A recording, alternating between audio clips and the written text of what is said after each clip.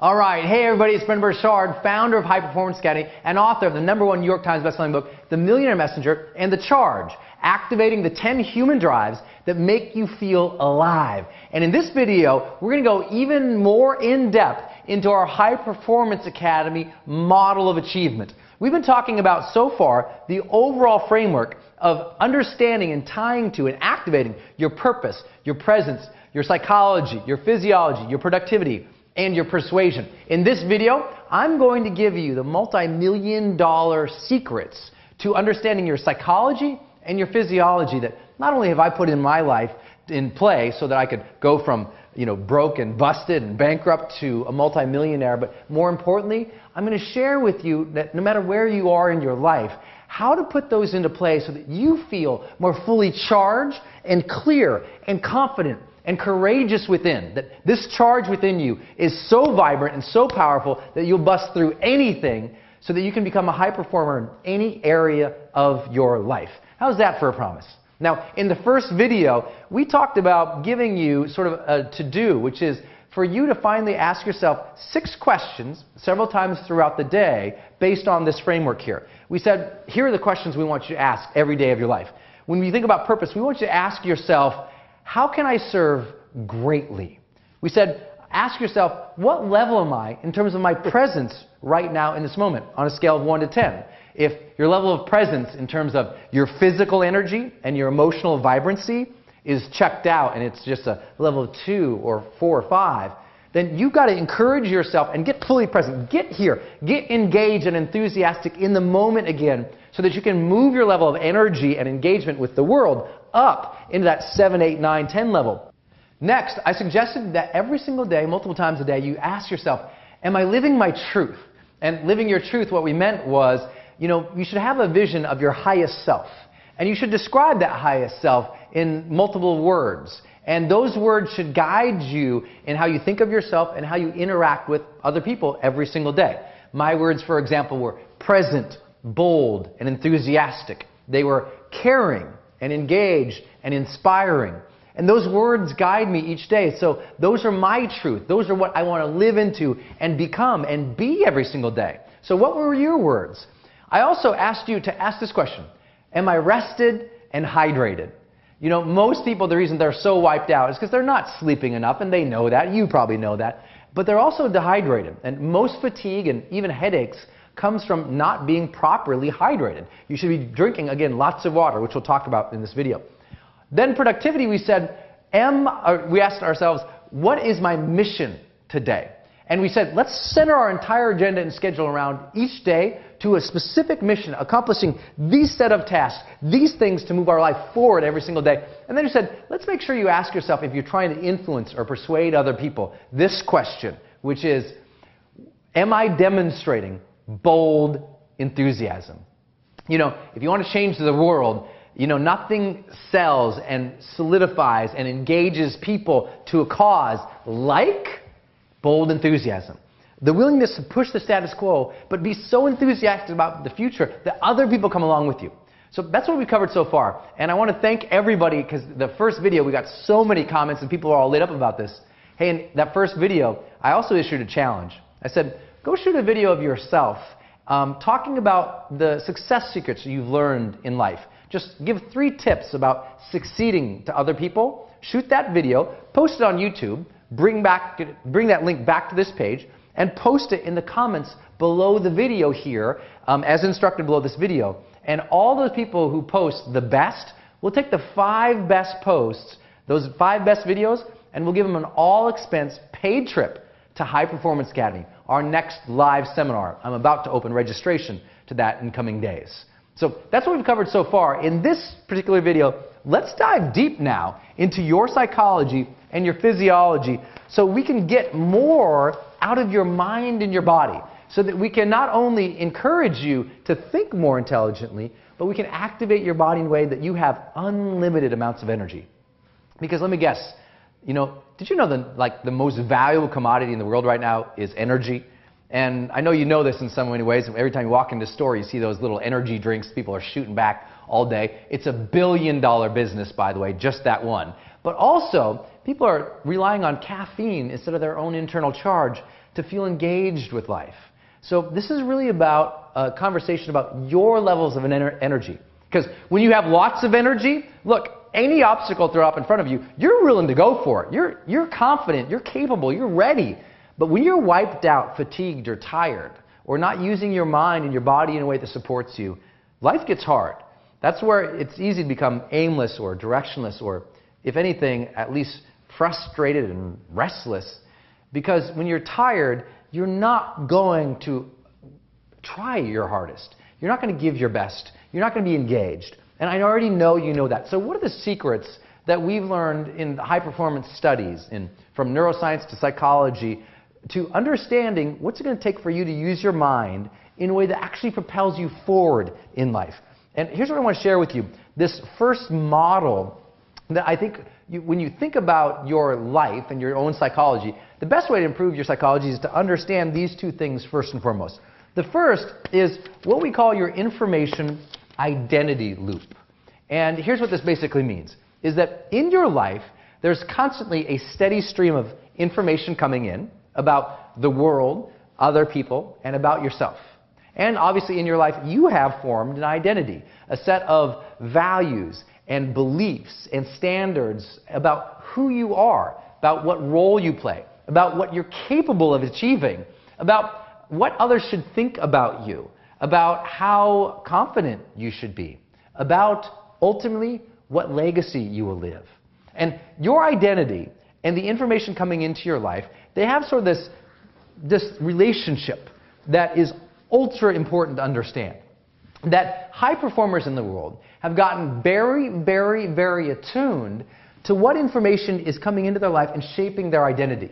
That do they let, for example, negative information about the world affect their identity? You know, a lot of people right now, they look at the negative information about the economy or the state of the world, and they let it affect their own drive. They let all these negative things, they see all these examples of people who can't succeed or who aren't succeeded or are in a situation of lack, and they start to feel associated with that. And that can be a very horrible thing in life.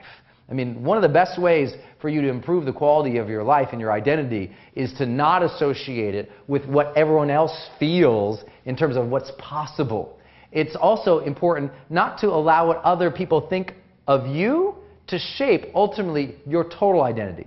There's a lot of people who have put you in what I call a concept cage. They think that you are this thing, and they can only see you as this thing. And anytime you try to act outside of that, they freak out, they get fearful, they try and box you back in, they try and put you in their own cage of how they imagine your concept. And oftentimes, the times when we're most miserable psychologically in our lives are when we're trying to be someone for someone else to please them, right? We're trying to live our parents' life, or we're trying to live our spouse's life, or we're trying to live the life our boss tells us to live versus the life we truly want for ourselves. And we need to be very conscious of that, because here's what happens in this loop. In this loop, there's two magical things that are always happening.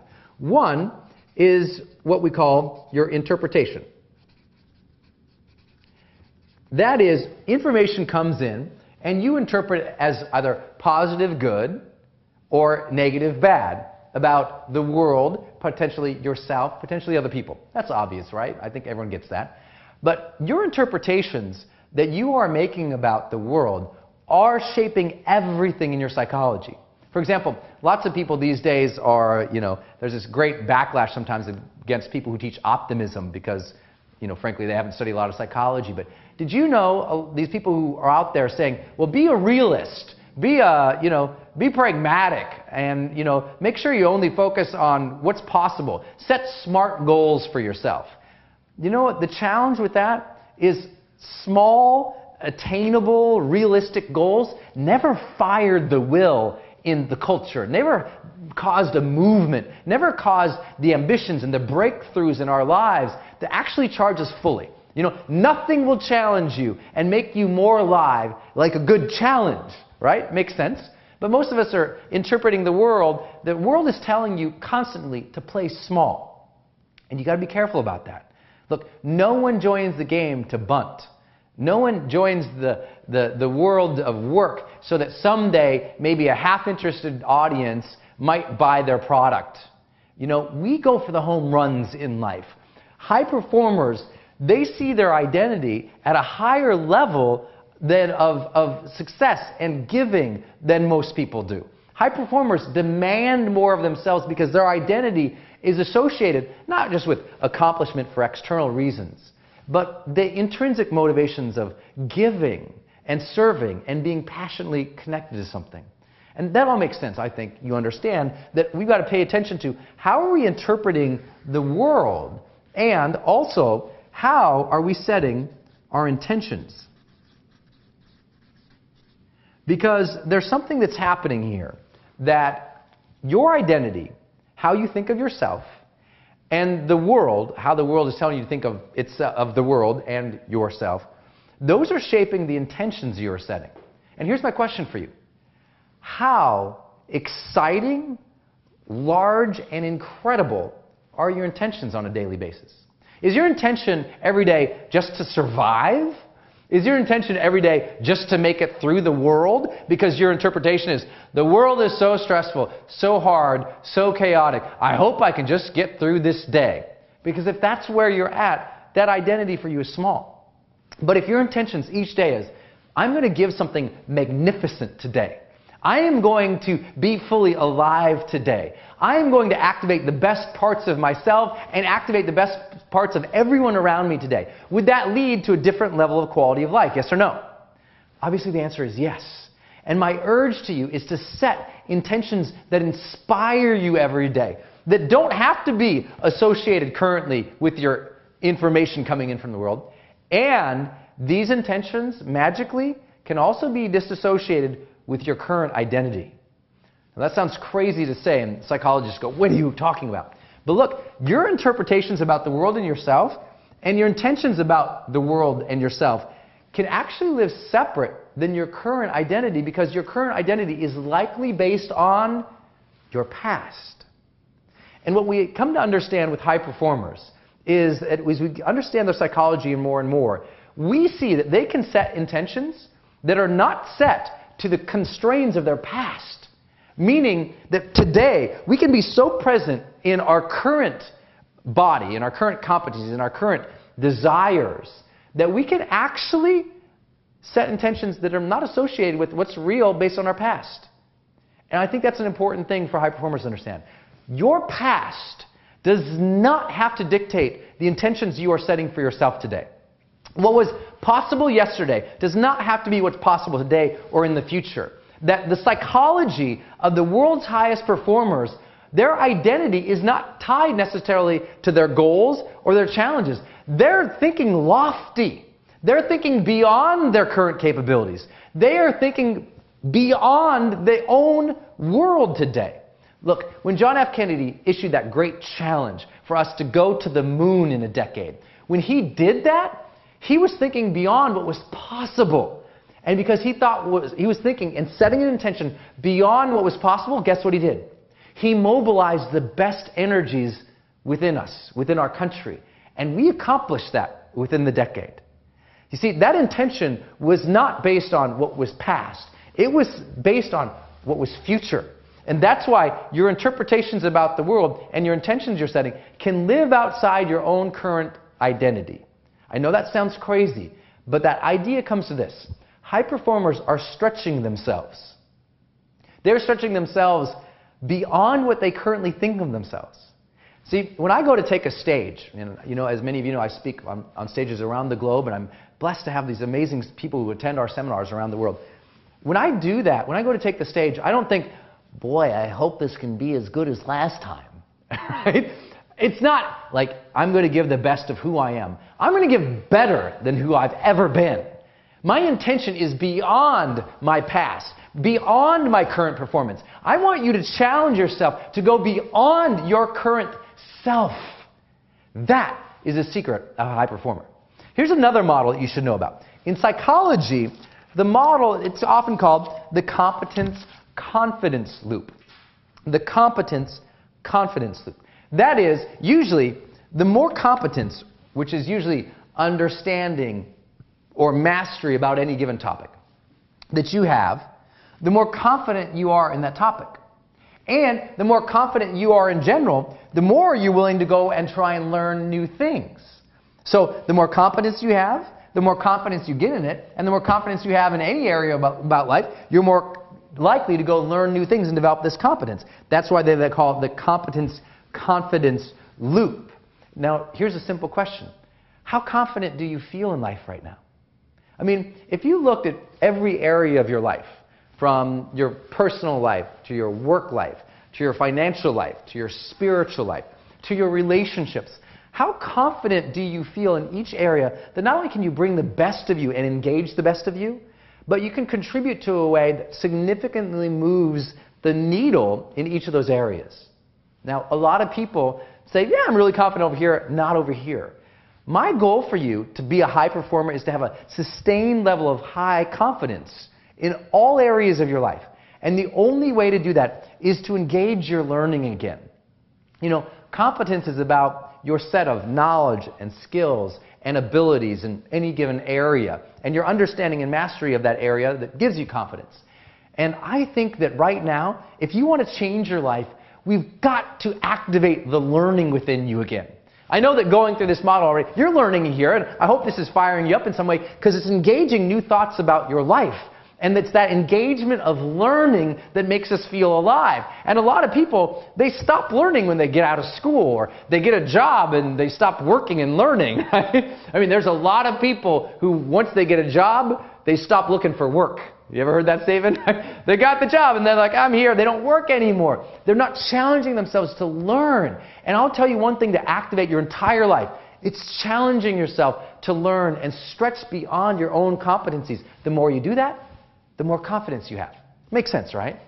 And so people all the time say, Brendan, how do you have all this confidence? And I've shared the stage with some of the best speakers in the world. I built multi-million-dollar brands. I went from broke and living in a place that was not healthy for me to being able to build a life that I'm so thrilled and grateful for today. And it all came from my ability to learn. So here's what I want you to do. I want you to draw 12 boxes on a page right now. Pull out a piece of paper and draw 12 different boxes. And on that piece of paper, as you draw those 12 boxes, each of those boxes represents 1 month of the year. And in that box, here's what I want you to do. I want you to write a learning challenge for yourself. In other words, every 30 days of your life from now on, I want you to give yourself a new learning challenge. Whether it's to learn a new skill or a new language or to deepen a skill at something you already do. What's your learning challenge this month? What are you going to try to learn? And I want you to do it in a focused way every 30 days, every month, to give yourself a learning challenge. Now, I already know you're like, oh my dude, like I need one more challenge in my life right now. But guess what? High performers realize that they shouldn't wait on life to challenge them. They should be challenging themselves. You know that old saying, if you've attended my events before or you've studied High Performance Academy, what we do here, we have a saying, there's two things that will change your life. Either something new will come into your life or something new will come out of you. Setting learning challenges is a new way to get new things out of yourself. It's about to grow and develop your competencies. And the more you learn, the more engaged your brain is. A more engaged brain is a more happy brain. So what are you going to do over these next 12 months to develop more competence in any area of your life? What are some goals you can set? And you can challenge yourself to learn these new things every single month. Matter of fact, you'll see below this video that you can go ahead and download a sheet that will have these things in it and some questions for you to ponder and plan on. So these are two big ideas in psychology. Understanding how information shapes your identity and how identity also shapes how you see the world, the information.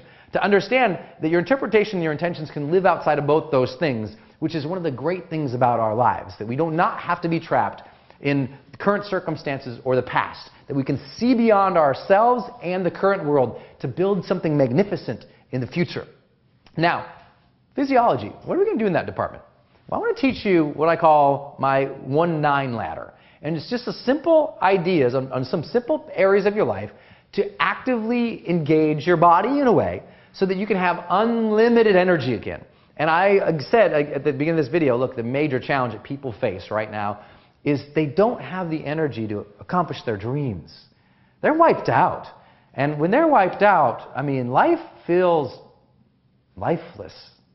So let's get some life back into you again. Let's use your body and pay attention to your health in a way that you have more sustained energy, more strength, more stamina, so that you can bust through any barrier that's in front of you. Because I'll tell you what, when you have that level of energy here that you just like vibrate, I'm like, right now, like, give me anything, I can bust through it. Why? Because I've been able to activate my body in a current way that gives me high performance, a high performance edge, a high performance energy. We talk a lot about this at High Performance Academy, our live training event. But let me give you the 1-9 ladder here for really engaging your physiology so you'll have more energy. The first one, very simple, 1 to 2. I want you to take 1 to 2 breaks every hour from now on that you're doing any work. I know that sounds silly, but I want you to take 1 to 2 breaks. Don't tell your boss if you work for anyone, okay? But here's what I mean like this. High performance studies have revealed to us that if you really want to actually have mental and physical stamina throughout the day, you need to give yourself more consistent breaks. Matter of fact, they've found this number between 45 minutes and 90 minutes. If you break at every 45 minutes or at every 90 minutes, then what ends up happening is you actually perform higher mentally and you report higher levels of physical energy. So all I want you to do is very simple. You might just do this. This is what I do. On my computer, when I'm going to work at the computer for the day, what I do is I set an alarm that goes off every 45 minutes. Some people set it at 60 minutes. That's fine. Again, you can take 1 to 2 breaks. Boom. When that timer gets up, guess what? I get up. I walk around my house or around my work environment. I stretch. I move my body. I get some water. I completely break free physically from what I'm doing and mentally. And guess what? When I come and sit back down, bam, I'm rocking.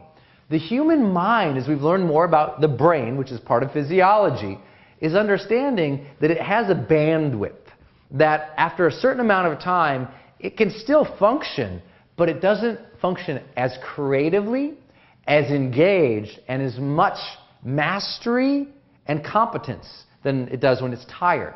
Makes sense, right? Duh. But how are you doing at this? Are you taking breaks? And these are short breaks. They're just enough to break the rhythm of the physiology in the mind. It's not about going watching a movie for 2 hours and then go shopping and then realize you didn't get your mission done. Because remember, one of our questions from the first video was, what is my mission today? And centering around accomplishing that. But as you do that, give yourself a break once to twice every hour. Sound good? Okay. Every hour, once, twice, whether it's a quick mental break or a physical break, we need to do that. I set mine for 45 minutes to do a physical break to get away every single hour. Next, 2 to 3. I want you to do 2 to 3 longer exercise sessions per week. Let me say that again. Do 2 to 3 longer exercise sessions per week. Now, of course, I have to give the caveat, please consult your doctor if you're going to change your health routine or your exercise routine. Make sure you're capable of doing these things. But here's what I recommend if you're an active and healthy adult. I would like you to increase the number of longer exercise sessions that you do. Now, you can be doing lots of different things, but when I say longer sessions, you know, I think what's important is that we get your level of endurance up in life so that you can have higher levels of stamina throughout the day. To increase your level of cardiovascular engagement so that your breath so that your body and your breath is engaging more oxygen in your body. And the more that we can do that, the more energy, obviously, that you'll have. So longer exercise sessions, what does that mean? Well, that means 2 to 3 times a week, you might do a longer cardio session for 30 minutes or a full hour.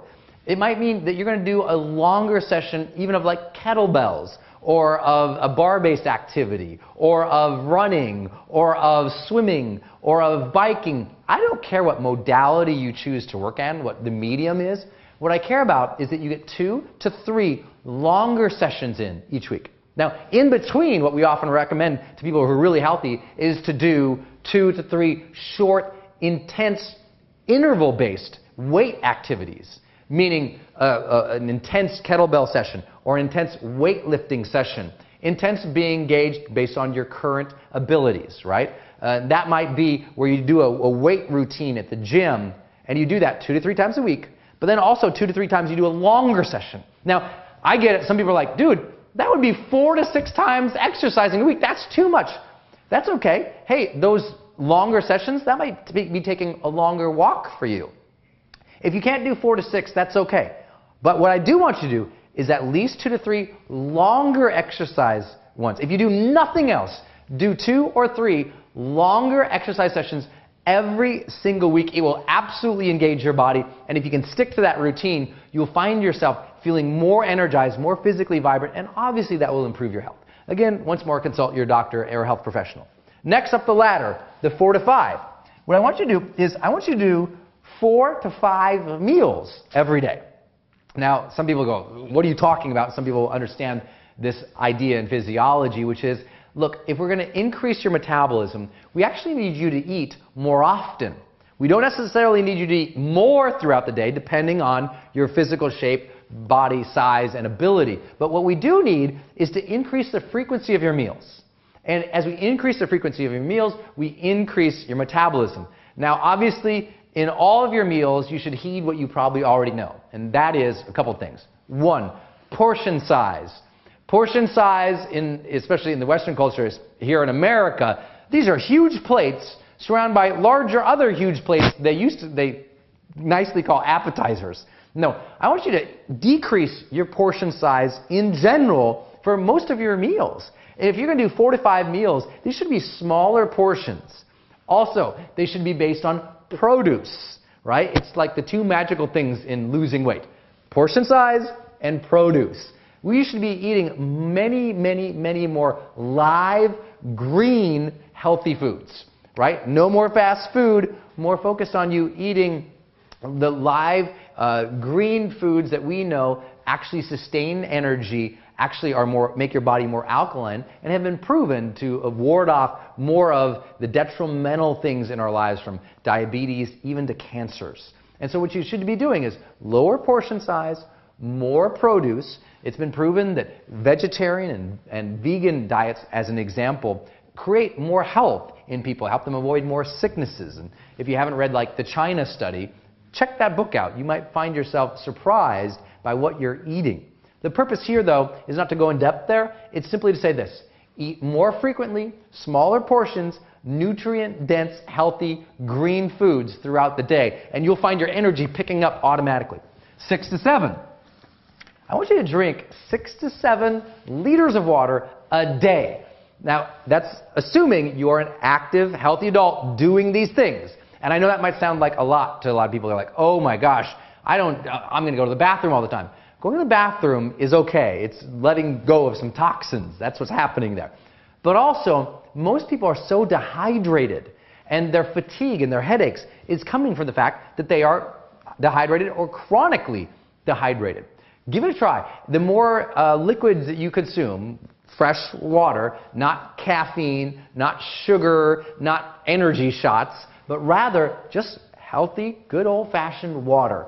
The more that you consume, you'll find your energy increases. Don't overdo it, but 6 to 7, if you have an active lifestyle, especially if you're exercising as much as we recommend, you'll find your energy going through the roof. And 6 to 7 isn't as much as most people think. If I get up in the morning, that means by noon, I have 2 liters of water.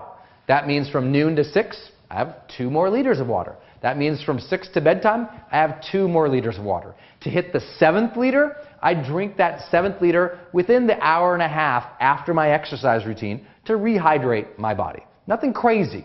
Now, I know that's more than the average is recommended, but look, the average recommended by most authorities, sometimes you have to question them, in my perspective, and here's why. Because, look at the old food pyramid. The old food pyramid, the way they taught the food pyramid, you could have 2 pieces of pizza, fries, and a soda, and get by on the food pyramid recommendations of servings every single day. That's not what we're after here. We're after vibrant health. And vibrant health comes with more hydration and ultimately this. The one thing you know you need more of, science has proved more of pretty much conclusively, and we need to make sure you get your 8-9 hours of sleep. Look, if you're tired, I mean, you can do all these things consistently. You can master your mind, but if you're not giving the body the ability to rejuvenate and re-energize itself with sleep, you're stealing away from your energy and your presence every single day. And I think you know this, and I know it's challenging. If you've got children, you know how challenging that can be. If you've got a pushy boss or a stressful life, everyone knows how hard it can be to plan and make sure they get the sleep. And some people say, naturally, I don't sleep that way. No, conditioned-wise, you probably don't sleep that way. People can condition themselves to sleep 4 hours, but people who sleep 4 hours, you know what happens to them? Their performance over time has been proven over and over and over and over again to go down and down and down and down. Matter of fact, any sleep that you get, less than 7 hours a night, has been proven not only that next day to decrease your performance, but it carries throughout the week. That we know that one of the most important things that you can do in your life is to give yourself sleep. And you already know this, it's just time to take it seriously. My hope is that most of what we teach here at High Performance Academy, it's common sense, but sometimes it's not common practice. And my job is to give you sort of the needle movers that will amplify these areas of your life. And I know that if you just pay attention to these things and go through these activities of setting your intentions and the 1-9 ladder, I think you're going to find yourself this week transformed. This is your breakthrough, focusing on your mindset, focusing on your body. That's what's going to get us to higher levels of performance, help you achieve more, earn more money, connect more with people, and finally have, ultimately, that level of charge within you that you want. It's the one thing lacking for most people's lives. It's not, are they smart or can they be successful? It's they don't have that charge within them that gets them up in the morning, that keeps them enthusiastic, that makes them an engaging human being, that makes them feel alive. The one thing we all want, more life in our lives. I hope this serves you in accomplishing just that. If you haven't already, go shoot a video of yourself talking about 3 success principles that you'd like to teach to the world so that they can become more high-performing or better achievers on any topic. 3 success principles. Shoot that video of yourself, post it on YouTube, bring the link back to this page, post it as instructed below. Again, the top 5 videos that we find out there, we'll go ahead and give them an all-expense paid trip to our next High Performance Academy live seminar. I hope you'll be part of that community because I just try to engage this conversation with high performance and let you become your own beacon of hope for other people so that they can believe in themselves, succeed at higher levels, and be inspired by yourself. Sometimes the way to inspire other people is to inspire yourself, and I hope this challenge will help you do just that. So shoot that video, post it below. Until I see you in the next video, post any comments below as well. Go out there every single day of your life and live fully, love openly, and make your difference today.